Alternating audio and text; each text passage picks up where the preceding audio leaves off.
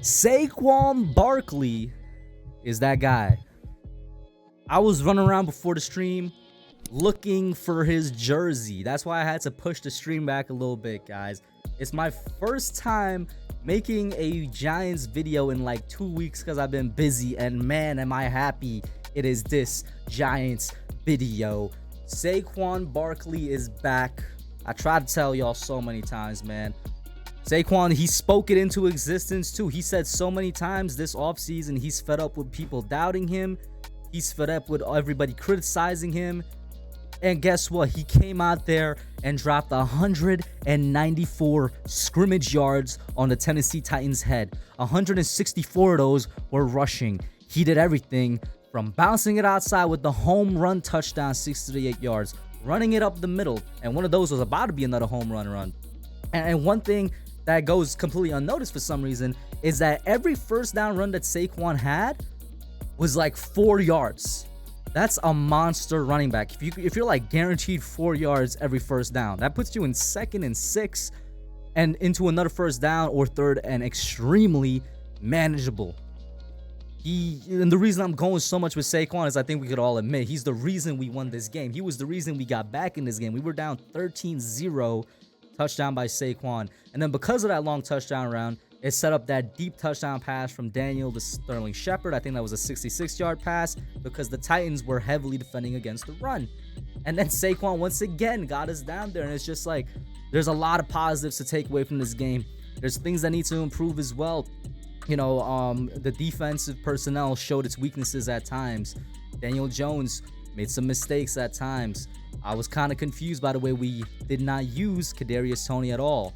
But I'm honestly not going to talk about that too much. I'm going to talk about positives and the fact that for the first time since the 2016 season, the New York Giants have won their Week 1 matchup. And it's not just against anybody. It's against the Tennessee Titans, a team that was close to being the number 1 seed if they weren't the number 1 seed in the AFC conference last year.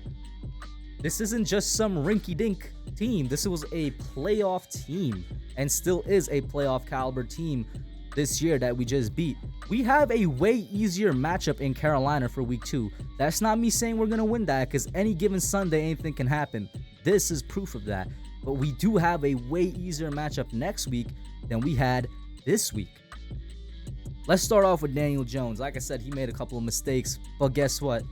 At the end of the game, in the fourth quarter, when we needed him to be at his best, he was. That touchdown throw to Chris Myrick, and then handled the pocket well, and then we got the Saquon 2-point conversion. That's what I'm asking for. There was flashes here this game too. When they actually decided to go deep, I liked it. I wanted them to go deep quite a bit more than I did. In fact, that's really just my biggest critique of this game was kind of Mike Kafka. I'm wondering, why aren't we targeting down the field a bit more? Nevertheless, it doesn't matter. Daniel, 17-21, incredible completion percentage. You're not seeing that in much other quarterbacks in the NFL. 188 yards, 2 touchdowns, 1 interception. If he could put up numbers like that every single week, we're in for a good year. All right, as long as that 1 interception is not like the most detrimental interception in the world, we're in for a good year. Saquon, 18 rushes, 164 yards, averaging 9.1 yards per carry. That's literally 2018 material. Matt Breida, 5 carries, 24 yards, averaging 4.8. Damn near 5 yards a carry. Matt Breida, our running game, is going to be the strength of this offense. And that's something, if you've been listening to both the Young Guns podcast and Just Chillin', that I've been saying, and Kid Blue, my co-host, has been saying for the past couple of weeks, because we saw it in the preseason with our backup running backs. They were killing other teams. Our starting running back, and Matt Breida, who we didn't get a chance to see until this game, was killing the Tennessee Titans. This team is going to be built on its running offense, and that's also going to be because the offensive line, it seems like the only thing they're good at is run blocking. Let's call a spade a spade. The offensive line was complete trash at pass protection this game. It's so weird. I've never seen an offensive line be so bad at one half of their game and then so good at the other. They're just living at the extremes. They can't really be in the middle for both. They look like one of the better run blocking lines in the league this entire game because Saquon had holes, Matt Breida had holes, and then Daniel Jones is getting pressured and sacked like every other snap. I've never seen it. Wide receiver wise, Sterling Shepard led us, but that was mainly because of the long touchdown pass. Richie James was used more than anybody, and I'm really wondering why. I'm wondering why Kenny Golladay only has 2 targets.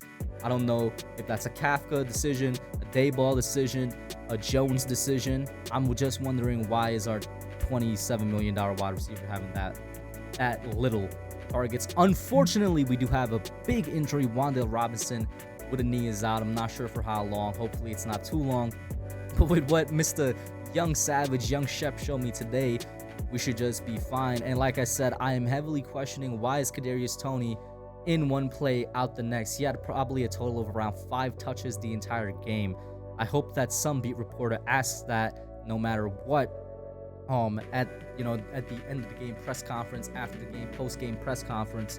Hopefully it's a situation where he's more injured than the Giants are letting on, because I think it would be incredibly stupid if it's something like the Giants are punishing him for something like that. I don't think this coaching staff is like that. You could see it on the sideline. Kadarius Toney wants to play. Each time he got the ball, only positive yardage. Even when it's supposed to be negative yardage, he turns it in to positive yardage. Defense, I must give the utmost props to Don Wink Martindale, because this defensive personnel is not good. Our linebacking core is honestly gonna be one of the worst linebacking cores in the NFL this year. They look pretty fine out there. Why? Coaching. Our secondary we know is weak after Adoree Jackson, and we saw them get exposed towards the end of this game.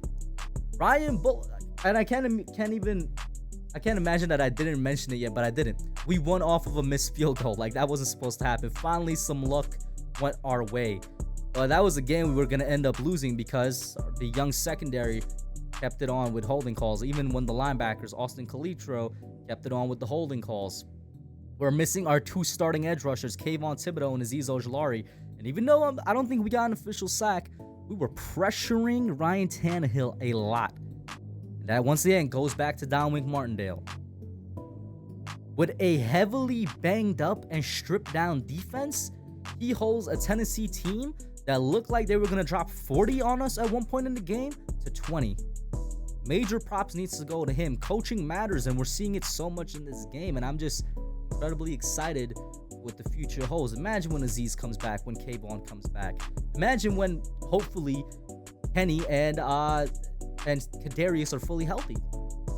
This team, maybe we're going places. It's just that we're incredibly excited right now. I know we all are Giants fans, and live in it. Take that excitement, because it's the first time we got to win week 1 since 2016, man.